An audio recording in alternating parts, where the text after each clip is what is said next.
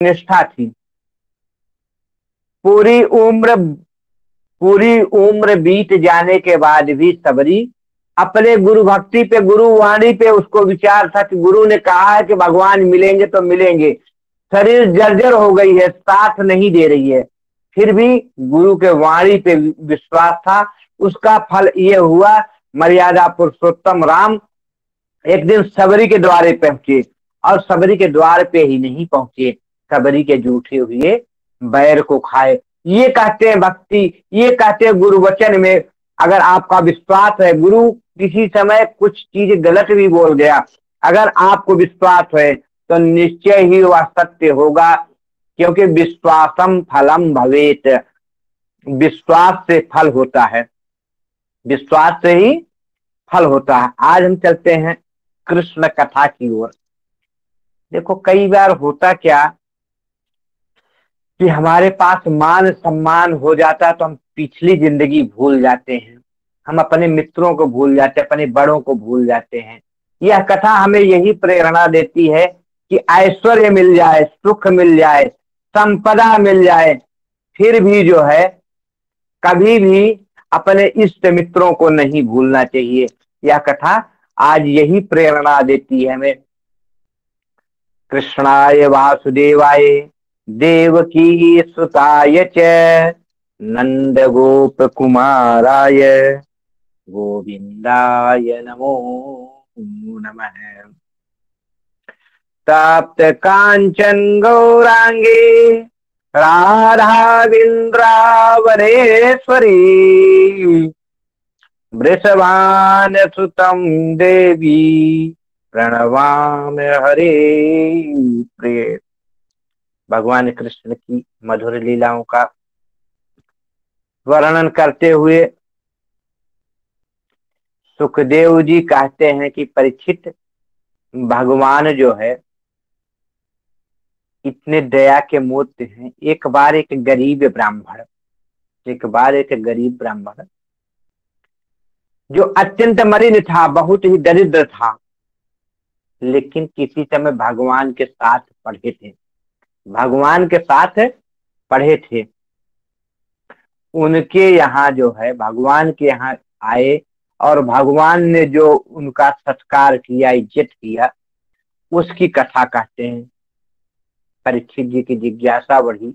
परीक्षित ने बोला, महाराज इस कथा को बताओ, कुछ ब्राह्मण कि किस प्रकार भगवान ने स्वागत किया और ब्राह्मण किस याचना से भगवान के पास आया था, यह कहानी जानना चाहता हूँ।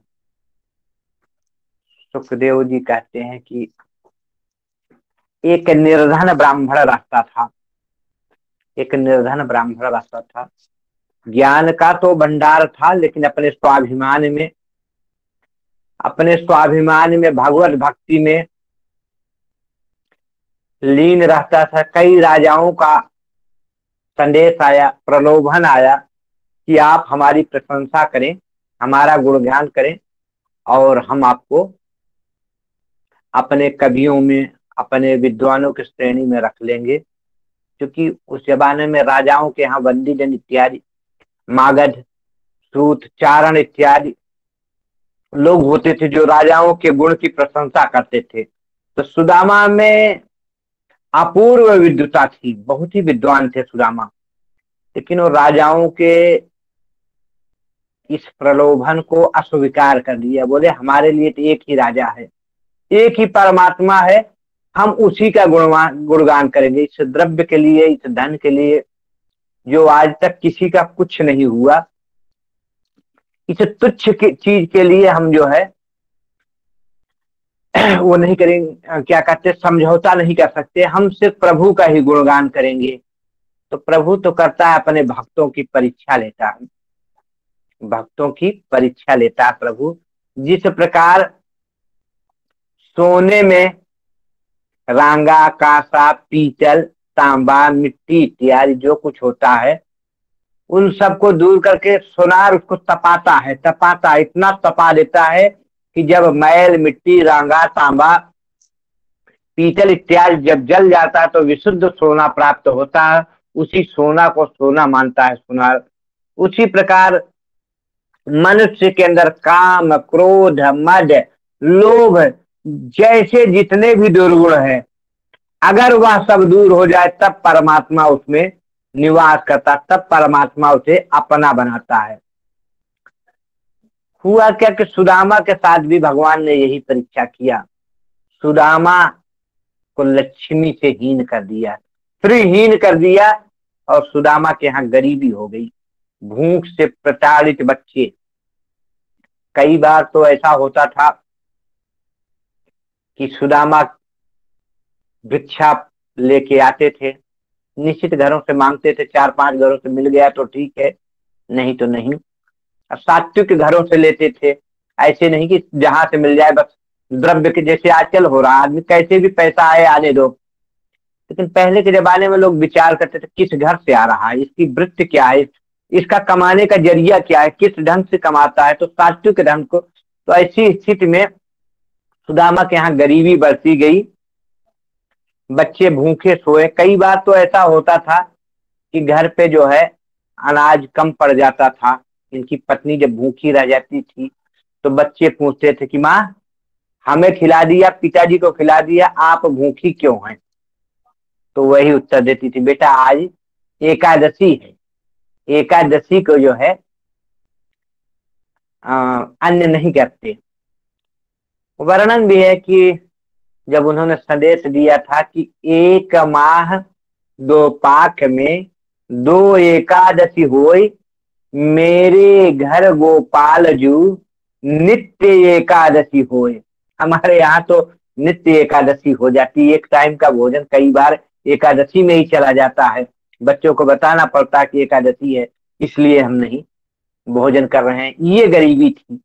ऐसी स्थिति में एक दिन किसी के माध्यम से, किसी संत पुरुष या महात्माओं के माध्यम से सुदामा की पत्नी को पता चला कि भगवान श्री कृष्ण के मित्र हैं सुदामा।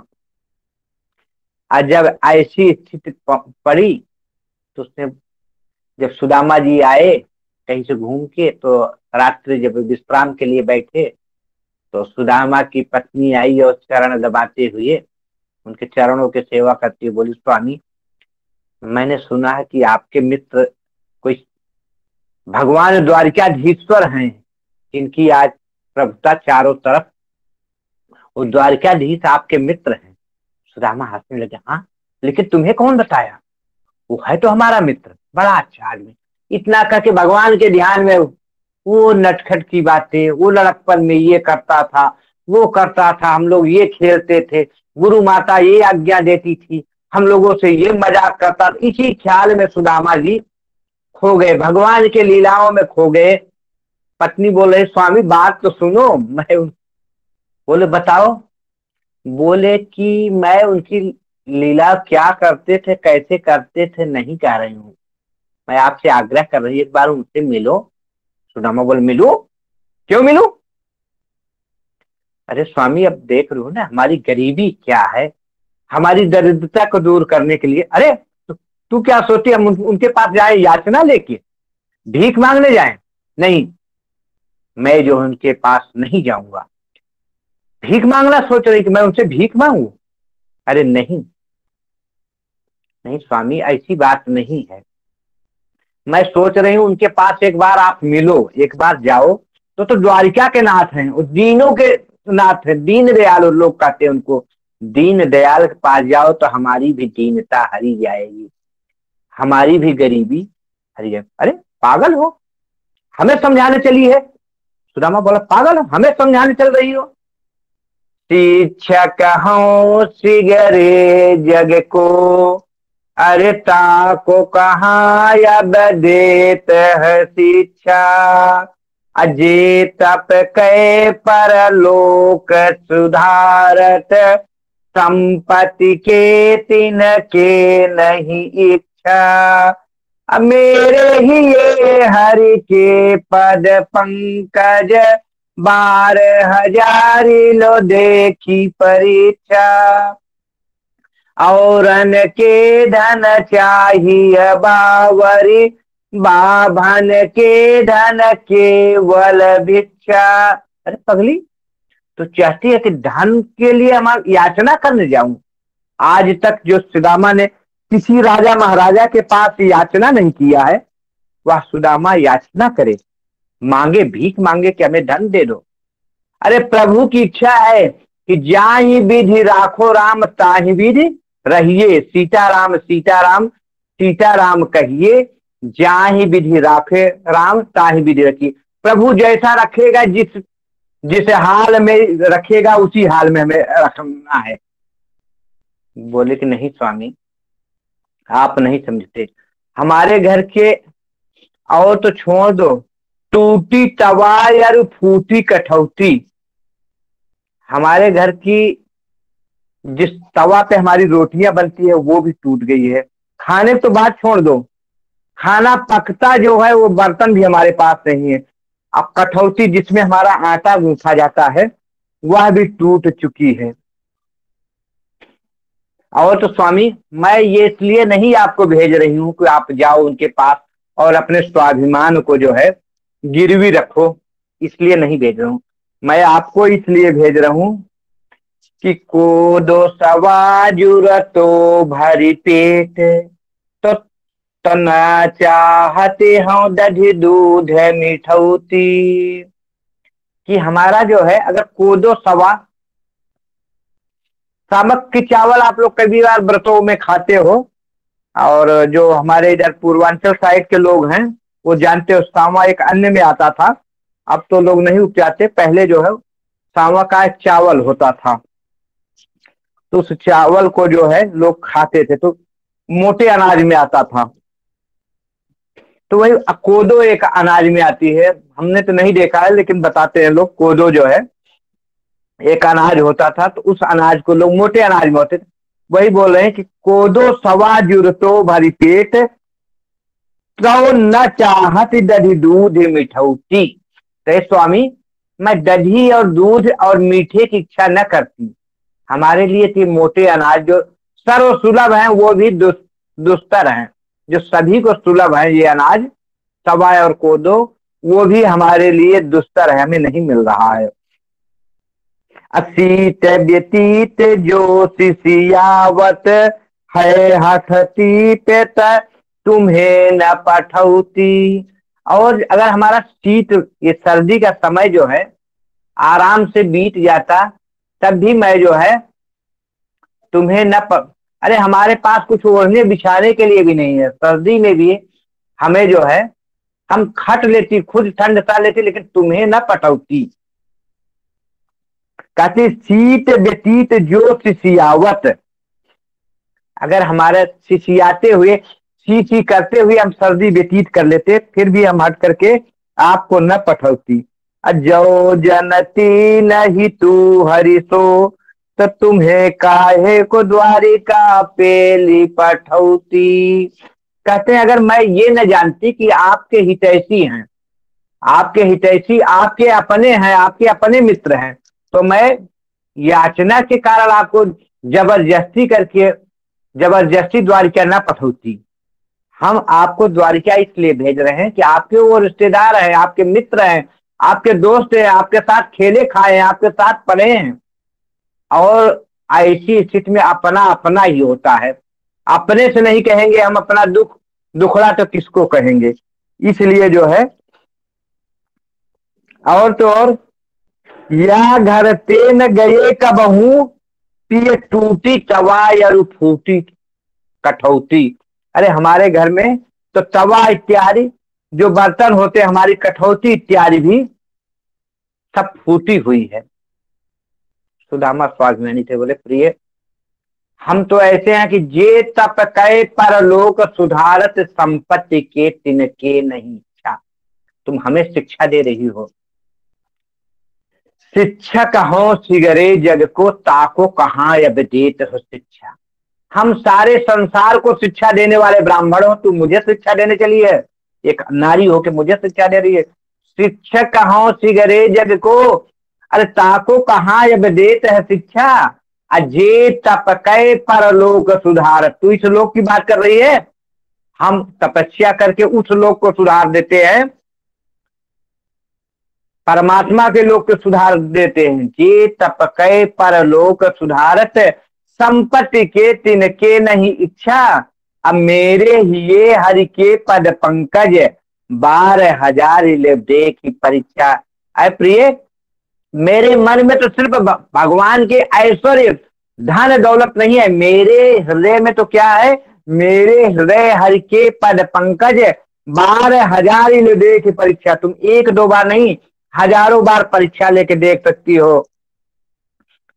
मेरे हिये हरि के पद पंकज, 12,000 ले देखी परीक्षा, अयौरन के धन चाहिए बावरी, बाभन के धन केवल भिक्षा। अय प्रिय, दूसरों के लिए धन चाहिए, लेकिन बाभन के लिए धन तो केवल भिक्षा। और सुनो, क्षत्रिय के पन युद्ध जुआ, सजी बाजी चढ़े गज राजन ही। कहते क्षत्रियों के लिए तो युद्ध, जुआ इत्यादि, जो पासा इत्यादि का खेल होता है, साज बाज, घोड़ा, हाथी की सवारी इत्यादि है। अब वैश्य के वाणिज्य कृषिपन, कहते वैश्य को वाणिज्य, वैश्य जो होता है बनिया कर्म, वाणिज्य व्यापार कर्म करे, और कृषि पर शूद्र को सेवन साजन ही। कहते शूद्र वर्ग जो है कृषि कार्य करे, सेवा इत्यादि जो नौकरी इत्यादि होती है वो करे। अब विप्रन के पन है जो यही, सुख संपत्ति को कुछ काज नहीं। और ब्राह्मणों का काम जानते हो क्या है, सुख संपत्ति का काम नहीं है। कै पढ़ियो के तपोधन है, कन मांगत भीख न लाज नहीं। कहते हमारे तो पीढ़ियों से हमारा धन जो है तपोधन है, तप करें, तपस्या करें, और हमारा एक पन और है, हम भीख मांग के खा लेंगे, इसमें हमें लाज नहीं है, लेकिन हम तपस्या करें, विद्या का दान दें, विद्या का आदान प्रदान करें, इससे बड़ा हमारा कोई धन नहीं। तप करें विद्या का और भगवान का स्मरण करें। जब इस प्रकार से बार बार सुदामा समझाते हैं और वो भी बार बार से अपनी दुखड़ा करती, तो होता क्या कि जीत, जब पति पत्नी में वाद विवाद होता है तो अंततः पति को ही हार मानना होता है। तो अंत में सुदामा राजी हो गए कि ठीक है, हम भगवान के लिए भगवान के पास जाएंगे, लेकिन एक शर्त है, एक शर्त हमारी है, भगवान के पास जाऊंगा तो, लेकिन कुछ मांगूंगा नहीं। बोले ठीक है महाराज, आप मत जाना, आप मत जाना, लेकिन आप वहां पहुंच करके मेरा एक संदेश कह देना। बोले क्या संदेश है? तो वही संदेश कि एक मास दुई पक्ष में, दो एकादशी होई, मेरे तो गोपाल जू नित्य एकादशी होए। हमारे घर तो नित्य एकादशी होती, बस यही संदेश कह देना। बोला सुदामा जी बोले कि मैं जा रहा हूँ कान्हा के यहाँ, तो किसी के मित्र के यहाँ जाओ, बेटियों के यहाँ जाओ, गुरु के यहाँ जाओ, तो खाली हाथ नहीं जाना चाहिए। तो ऐसी स्थिति में इतने दिन के बाद जाऊंगा तो कुछ है भी तो नहीं, मैं क्या लेके जाऊं।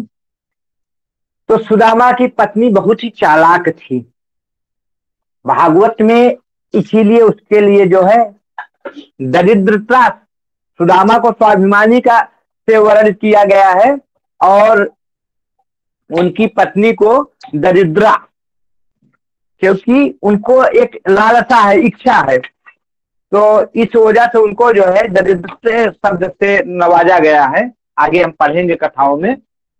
तो वो बड़ी चालाक थी, वो अपने घर से नहीं, या मांगना ही था तो एक घर से लाती, लेकिन 3 घर से चावल की 3 मुट्ठियां लाई, ताकि उन्हें पता चल जाए कि ये भी मांगा हुआ चावल है, एक जगह का नहीं है, इनके घर का नहीं है।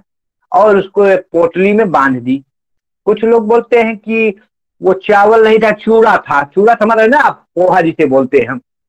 तो जो भी रहा हो, कुछ लोग बोलते नहीं सवा का चावल था, कुछ भी हो, वो चावल स्वरूप जो खाने वाली वस्तु थी, पोटली में बांध दिया, और सुदामा जी को बोला सुबह आपको जो है अपने मित्र से मिलने जाना है। आगे की कथा हम कल कहेंगे, क्योंकि समय गवाही दे रहा है।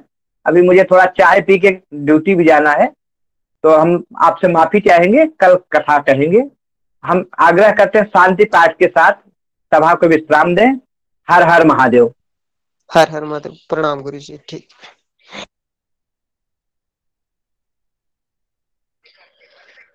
हरि ओम। द्योः शान्तिरन्तरिक्षगो शान्तिः पृथिवी शान्तिरापः शान्तिरोगदया शान्तिः वनस्पतयः शान्ति विश्वे देवा शान्ति ब्रह्म शान्तिः सर्वगुण शान्तिः शान्तिरेव शान्ति सामा शान्तिरेधि शान्त्र भवतु। हरि ओम। सर्वेभ्यो नमो नमः। राधे राधे। सर्वेभ्यो नमो नमः। राधे राधे। शुभ रात्रि। जय श्री राम। शुभ रात्रि।